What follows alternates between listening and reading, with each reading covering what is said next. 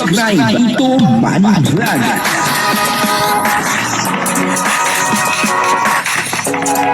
Payagan po si Tito Manny Vlog na mag-reactor para pambiling gamot sa kanya pong karamdaman. Si Krista po na si Tatay Junel ay may mga sinabi.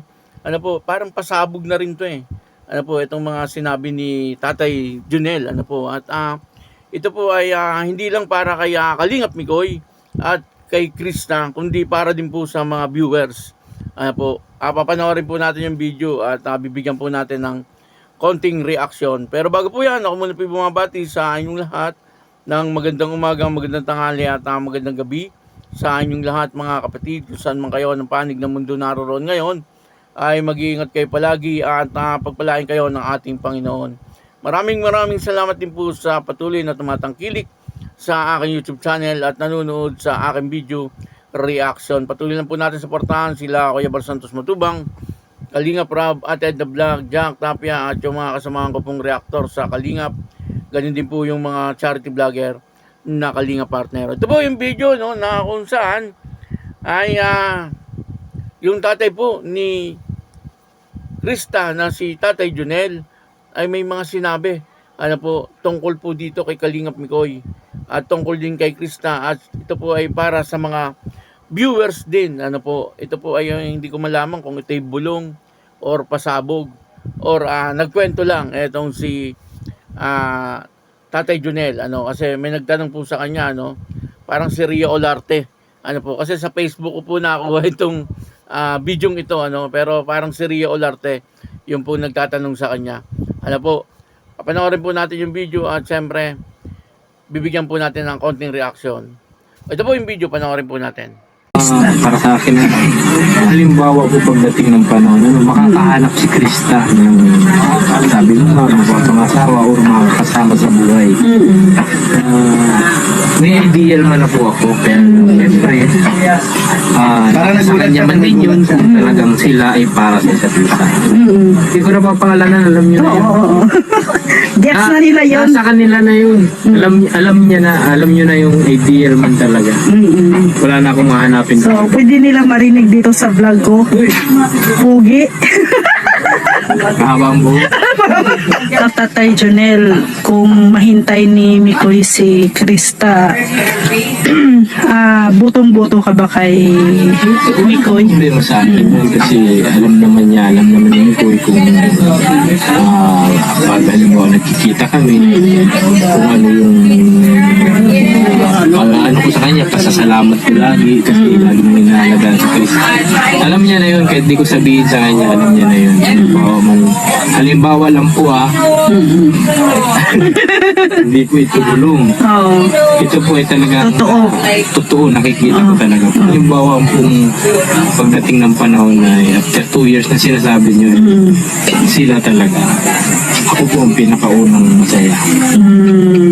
Pero kahit kay Mikoy, kausapin mo si Mikoy, ang feedback niya kay Krista, maganda. Si Krista, ganun din kay Mikoy. Kaya wala po akong nakikita na pagdating ng panahon ng buwan, di sila magkatuluyan ay magkaroon sila ng parang pabuti kung magkaibigan si Krista at Mikoy. Off-cam at saka sa on-cam. Minahal kami ng mga tao, ng maraming tao, di ba? At syempre, kayo ang dahilan kung bakit tayo pinagtag. Editor namin Chris, sa lahat, maraming salamat po sa pagmahal. Pagmamahal. Sa pagmamahal. Mahal. Salamat pagmamahal. din. Salamat din. Ayun, syempre, sa lahat ng bumubuo ng Chris, sa isang taon at isang buwan, isang taon at isang buwan nating pagsasama, nais namin magpasalamat syempre. Unang lahat sa mga cameraman, sa mga tumutulong para maging successful yung vlogs natin. Sa mga sumasama lagi kay Sa mga, Kuya. yes.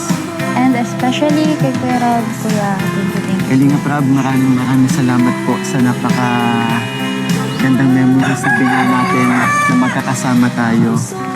Maraming salamat po kasi kayo ang dahilan kung bakit minahal kami ng ng maraming tao. 'Di ba? At syempre, kayo ang dahilan kung bakit tayo pinagtagpo. At syempre sa mga viewers, Yes. Viewers, supporters, sa mga nagmamahal sa amin at syempre, ang mga sponsors, thank you so much po. maraming salamat po na nakasama namin kayo simula hanggang ngayon. Yes. Diba? Since day one. Maraming salamat po sa walang sawang pagmamahal sa Mikris. Syempre, hindi lang sa mga nakasubaybay sa amin, pati na rin syempre sa mga tumutulong sa amin. Ako sa pag-charity ko po, sa mga sponsors, para kay CJ, sa mga syempre, lalong-lalo na nasisimulan ng pabahay sa'yo, di ba? Yan. Ako, feeling ko lang syempre, sana kahit wala ng Mikris, patuloy pa rin nila tayong suportahan at mahalin. At sana hindi kanila iwan. At kahit wala na pong Mikris, kahit last episode na to, nandito pa rin ako sa'yo. Nakasuporta. Malay mo naman, di ba? 1 year, 10 months, and 22 days. Ano yan? Sabagay. Baka Sabagay. May pangako ka nga, di ba? Yun po, maliwanag na si Tatay Junel ay talagang botong-boto. Kay Kalingap Mikoy, Kasi nga naman, si Kalingap Mikoy, bukod sa kilalang-kilala na po nila, ay talagang napakabait din po ni Kalingap Mikoy. At yung pangako ni Kalingap Mikoy, na paghihintay, ay isa po yun sa nabanggit ni Tatay Junel. Ngayon ay hindi na 2 taon yun. Siguro mga 1 year and 9 months na lang. At para sa akin, sa nararamdaman ko, totoo po yun, yung mga sinabi ngayon ni Kalingap Mikoy, yun po ay hindi scripted, talagang galing po yun sa puso at damdamin ni Kalingap Mikoy.